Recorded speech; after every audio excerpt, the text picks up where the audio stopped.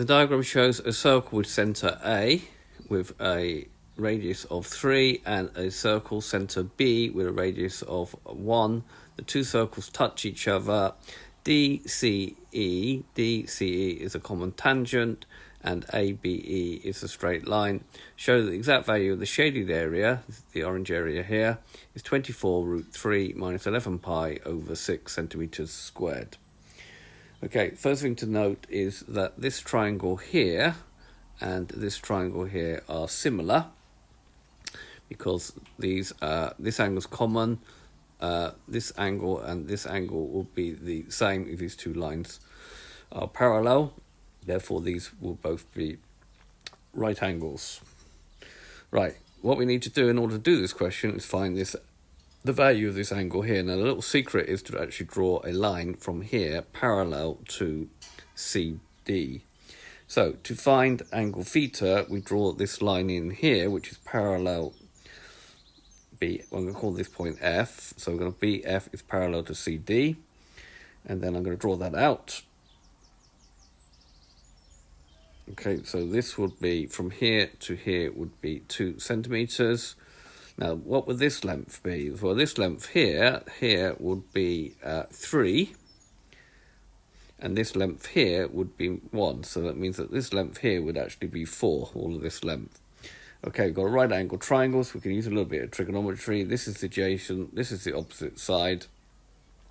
We can say that cos of theta is 2 over 4, which means that cos theta is a half.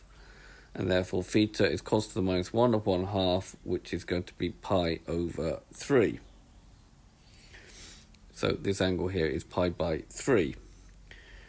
Okay, now we're going to find the area of this trapezium here, and then we'll find the area of the two sectors and take it away from the area of the trapezium to find the shaded region. So we need to find what this length is here. Well, we know the angle's pi by 3. We know that this is 2 and this is 4. Remember, this is 2 because this bit here is 1. Okay, and then we also can just use a little bit of Pythagoras, I think. So, in fact, we don't actually... No, I use sine. Sine pi by 3 is going to be equal to h over 4, or root 3 over 2 is h over 4. Therefore, h is 2 root 3. Or you could use the square root of 4 squared minus 2 squared and get the same result using Pythagoras' theorem. Okay, so the area of the trapezium will be a half. You add the two parallel sides together times the height of the trapezium. I know it's on its side, but we normally call that the height. It's 2 root 3. Okay, so that'll give, the 2's will cancel, so that will give me 4 root 3. Right, once we've got that, we can now find the area of this sector. So I'm going to call this point here G. So finding the area of the sector DAG, this sector here, using angle in radians, is a half r squared theta. We know that this angle is pi by 3. So it's going to be a half times 3 squared times pi by 3. And we're going for the exact answer. So 9 divided by 3 gives me 3. So it's going to be 3 pi over 2. Doing a similar thing, meaning that this angle here was pi over 3, which means that this angle here will be 2 pi by 3, because they have to add up to 1 pi radians. Okay, so this angle is pi by 3 as well. Okay, sorry, this angle is 2 pi by 3.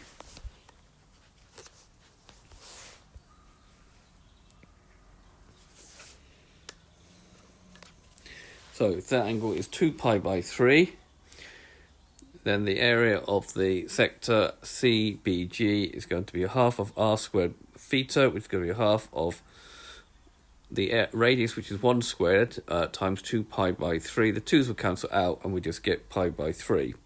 Right, we're now set to find the shaded region. The shaded region area will be the area of the trapezium, which is 4 root 3, minus the area of this sector, which is 3 pi by 2, minus the area of this sector, which is pi by 3. And then minus 3 pi by 2 minus pi by 3 will give me minus 11 pi by 6.